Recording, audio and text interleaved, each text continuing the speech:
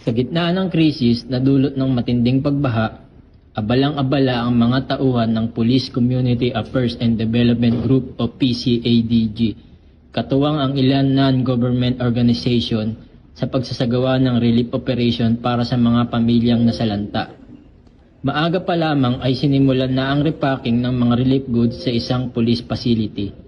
Kabilang sa mga nakapaloob sa bawat kahon ang bigas, canned goods, instant noodles at bottled water.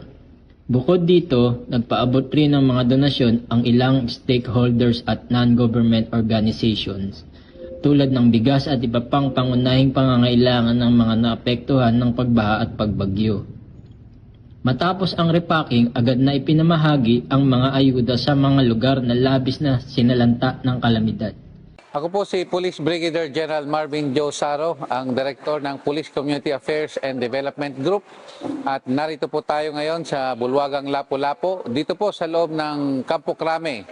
At kasalukuyan po tayong repack ng mga relief goods para intended po ito sa mga biktima po ng nasalanta ng nakaraang bagyo.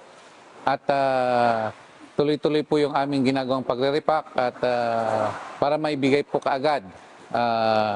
Ito po galing po doon sa panawagan po ng ating Chief PNP doon po sa Boxing for a Cause at nakita naman po kahit na hindi pa nag-uumpisa ay marami na pong nagbibigay ng mga stakeholders at tumutulong po sa pambansang pulisya. Sa bawat kahon ng tulong, kalakip ang malasakit at tunay na serbisyo ng kapulisan. Isang patunay na katuwang ng mamamayan ang mga lingkod bayan sa panahon ng sakuna. Mula dito sa Campo Crame, Quezon City, ako ang inyong PNN correspondent, Patrolman Emmanuel Tamayo, alagad ng batas, tagataguyod ng balitang pulis.